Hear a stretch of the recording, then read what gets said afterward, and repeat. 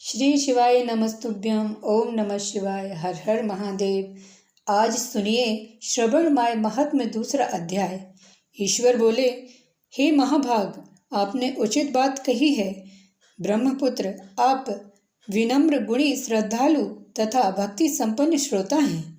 हे अनग, आपने श्रवण मास के विषय में विनम्रता पूर्वक जो पूछा है उसे तथा जो नहीं पूछा है वह सब अत्यंत हर्ष तथा प्रेम के साथ मैं आपको बताऊंगा। दोष न करने वाला सबका प्रिय होता है और आप उसी प्रकार के विनम्र हैं, क्योंकि मैंने आपके अभिमानी पिता ब्रह्मा का 5वां मस्तक काट दिया था, तो भी आप उस द्वेष भाव का त्याग कर मेरी शरण को प्राप्त हुए हैं।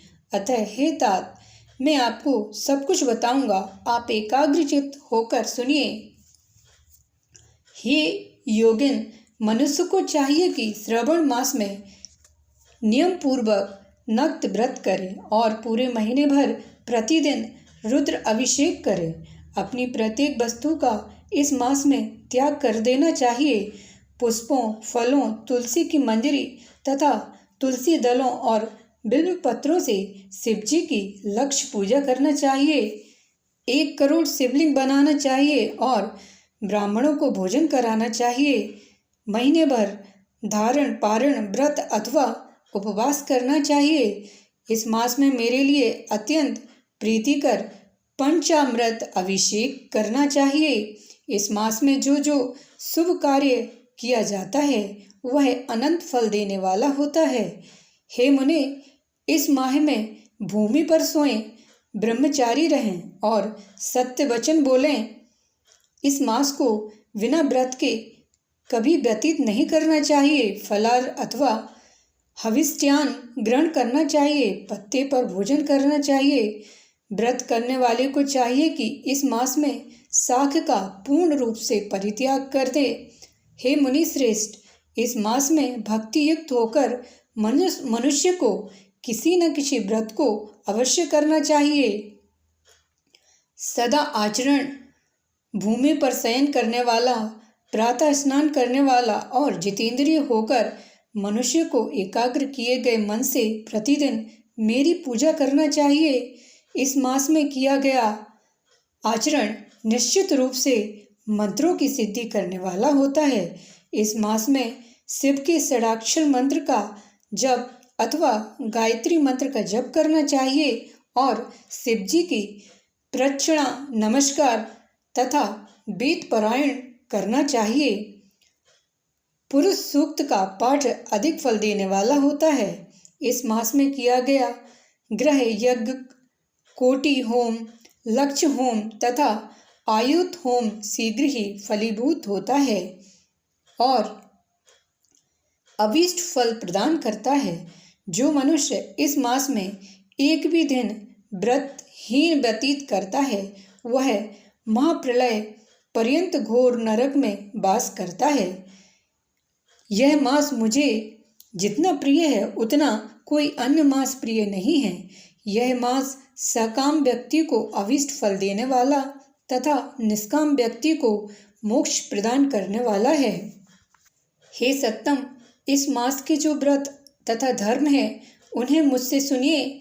रविवार को सूर्य व्रत तथा सोमवार को मेरी पूजा व नक्त भोजन करना चाहिए। श्रवण मास के पहले सोमवार से आरंभ करके 3.5 महीने तक का रोटक नामक व्रत किया जाता है। यह व्रत सभी वांछित फल प्रदान करने वाला है।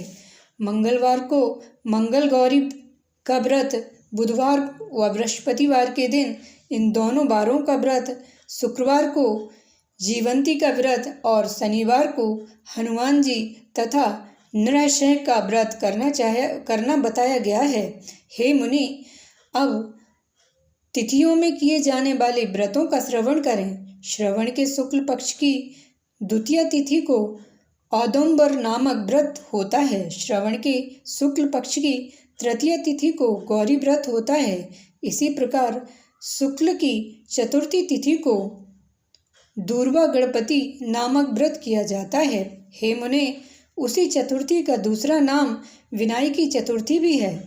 शुक्ल पक्ष में पंचमी तिथि नागों के पूजन के लिए प्रशस्त होती है।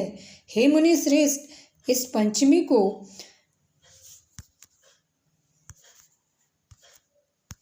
रौखलपादी नाम से जानिए। षष्ठी तिथि को सुपोधन व्रत और सप्तमी तिथि को शीतला व्रत होता है। अष्टमी अथवा चतुर्थी तिथि को देवी का पवित्र आरोपण व्रत होता है। इस माह के शुक्ल तथा कृष्ण पक्ष की दोनों नवमी तिथियों को नक्त व्रत करना बताया गया है। शुक्ल पक्ष की 10वीं तिथि को आशा नामक व्रत होता है। इस मास में दोनों पक्ष में दोनों एकादशी तिथियों को इस व्रत की कुछ और विशेषता मानी गई है। श्रवण मास के शुक्ल पक्ष की द्वादशी तिथि को श्री विष्णु का पवित्र आरोपण व्रत बताया गया है। इस द्वादशी तिथि में भगवान श्रीधर की पूजा कर के मनुष्य परम गति प्राप्त करता है। उत्सर्जन, उपाकर्म, सभादीप, सभा में उपाकर्म, इसके बाद रक्षाबंधन, पुनः श्रवण कर्म, सर्पबलि और हृदय ग्रीव का अवतार, ये 7 कर्म पूर्णमासी तिथि को करने हेतु बताए गए हैं। श्रवण मास के कृष्ण पक्ष में चतुर्थी तिथि को संकट चतुर्थी व्रत कहा गया है और श्रवण मास के कृष्ण पक्ष की पंचमी तिथि के दिन मानव कल्पादि नामक व्रत को जानना चाहिए। द्विजतम कृष्ण पक्ष की अष्टमी तिथि को श्री कृष्ण का पूर्ण अवतार हुआ। इस दिन उनका अवतार हुआ, अतः महान उत्सव के साथ इस दिन व्रत करना चाहिए। हे मुनि श्रेष्ठ, इस अष्टमी को मानव आदि तिथि जानना चाहिए। श्रवण मास की अमावस्या तिथि को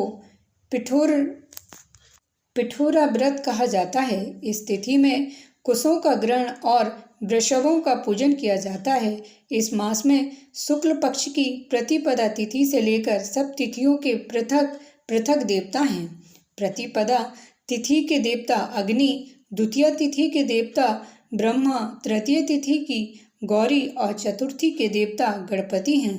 पंचमी के देवता नाग हैं और षष्ठी तिथि के देवता कार्तिकेय हैं। सप्तमी के देवता सूर्य और अष्टमी के देवता शिव हैं। नवमी की देवी दुर्गा, दशमी के देवता यम और एकादशी तिथि के देवता विश्वेश्वर देव कहे गए हैं। द्वादशी के विष्णु तथा त्रयोदशी के देवता का कामदेव कहा गया है। चतुर्थी के देवता शिव, पूर्णिमा के देवता चंद्रमा और अमावस्या के देवता पितर हैं। ये सब तिथियों के देवता कहे गए हैं। जिस देवता की जो तिथि हो उस देवता की उसी तिथि में पूजा करना चाहिए। प्रायः इसी मास में अगस्त्य का उदय होता है। हे मुने, मैं उस काल को बता रहा हूँ, आप एकाग्रचित्त होकर सुनिए। सूर्य के सिंह राशि में प्रवेश करने के दिन से जब 12:40 घड़ी व्यतीत हो जाती है तब अगस्त्य का उदय होता है। उसके 7 दिन पूर्व से अगस्त्य को अर्घ्य देना प्रदान करना चाहिए। 12 मासों में सूर्य पृथक पृथक नामों से जाने जाते हैं। उनमें से श्रवण मास में सूर्य गवस्ती नाम वाला होकर तपता है। इस मास में मनुष्यों को भक्ति संपन्न होकर सूर्य की पूजा करना चाहिए। सप्तम 4 मासों में जो वस्तुएं वर्जित हैं उन्हें सुनिए। श्रवण मास में साग तथा भाद्रपद में दही का त्याग कर देना चाहिए। इसी प्रकार अश्विन में दूध तथा कार्तिक में दाल का परित्याग कर देना चाहिए। यदि इन मासों में इन वस्तुओं का त्याग नहीं कर सके तो केवल श्रवण मास में ही उक्त वस्तुओं का त्याग कर देने से मानव उसी फल को प्राप्त कर लेता है। हे मानव, यह बात मैंने संक्षेप में कही है। हे मुनि श्रेष्ठ, इस मास के व्रतों और धर्मों के विस्तार को सैकड़ों वर्षों में भी कोई नहीं कह सकता। मेरी अथवा विष्णु की प्रसन्नता के लिए संपूर्ण रूप से व्रत करना चाहिए। परमार्थ की दृष्टि से हम दोनों में भेद नहीं है। जो लोग भेद करते हैं वे नरकगामी होते हैं। अतः हे सनत कुमार, आप श्रवण मास में धर्म का आचरण कीजिए। इस प्रकार श्रवण मास महात्म्य दूसरा अध्याय पूर्ण होता है। बोलिए हर हर महादेव, घर घर महादेव। चैनल पर पहली बार आए हैं तो चैनल को सब्सक्राइब करिए, शेयर करिए, लाइक करिए और कमेंट सेक्शन में हर हर महादेव लिखिए। मिलते हैं अगले वीडियो में। जय श्री राधे। ओम नमः शिवाय।